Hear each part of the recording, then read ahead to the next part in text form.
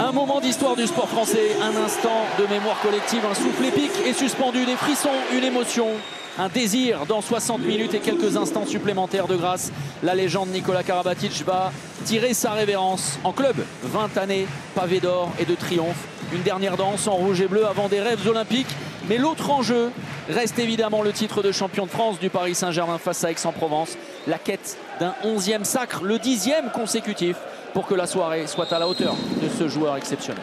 2023-2024, 13 réalisations lors des 18e, 19e et avant-dernière journée. C'est fou, ce sont des chiffres étourdissants. La superbe lucarne, très belle entrée en matière, galvanisée. Diogo Borges da Silva pour ce match si particulier avec le demi-tour contact. Et Luka Karabatic qui fait des dégâts au cœur de la défense aixoise. Et l'entrée, donc en jeu du numéro 44, il y en a un petit peu partout sur le terrain, les 44, Nikola Karabatic. Chacune des décisions. Alors ce n'est pas le seul, hein, avec Tarafeta qui interroge du regard cette Bounoira.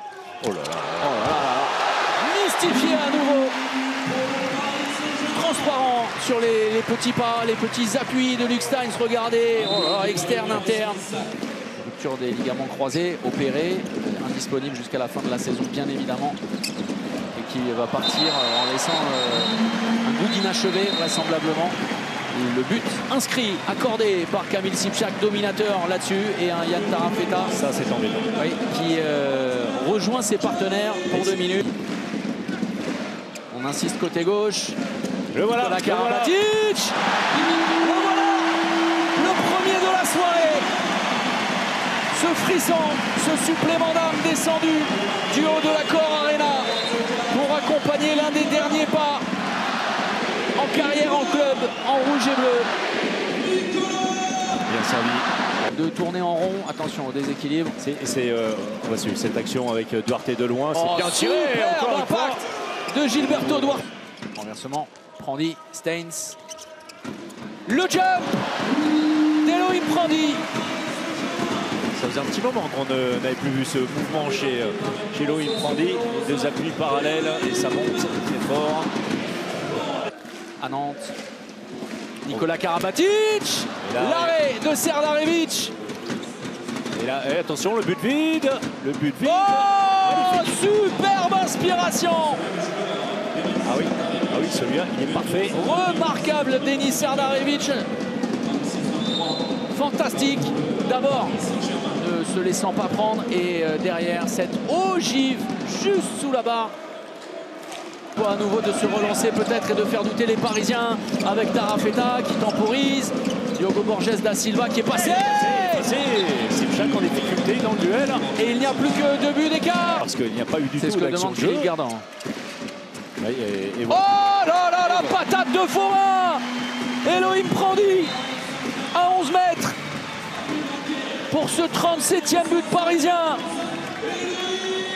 Le dernier pas en rouge et bleu du Paris Saint-Germain, ce dernier effort, cette dernière étincelle pour l'éternité et pour l'histoire d'un club qu'il va quitter avant de rejoindre les Bleus.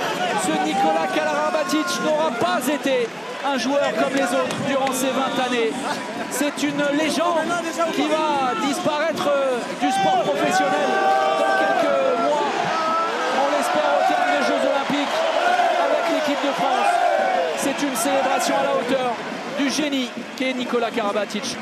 Le Paris Saint-Germain remporte le titre de champion de France pour la 11e fois, la 10e consécutive.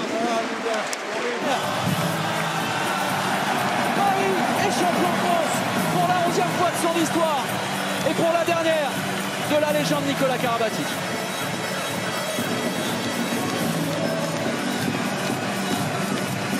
C'est vraiment un mix d'émotions, je me sens un peu vidé là. Il y a eu beaucoup de pression, beaucoup de tension sur ces derniers jours, beaucoup d'émotions, plein de choses à gérer. C'était vraiment beaucoup sur ce match et voilà, ma peur c'était qu'on n'arrive pas mentalement à être là, vraiment suffisamment concentré. On savait qu'Aix allait nous poser des problèmes. Et on a réussi à faire le match qu'il fallait malgré tout. On a vu qu'on a eu des difficultés, mais on a su aller chercher les ressources qu'il fallait parce que ce soir c'était un match qui était difficile à jouer. Physiquement, dans les têtes et puis pour toutes les raisons qu'on connaît aussi. Donc je suis très content qu'on finisse la carrière de Nico en club sur un titre comme ça, qui a été très difficile à aller chercher.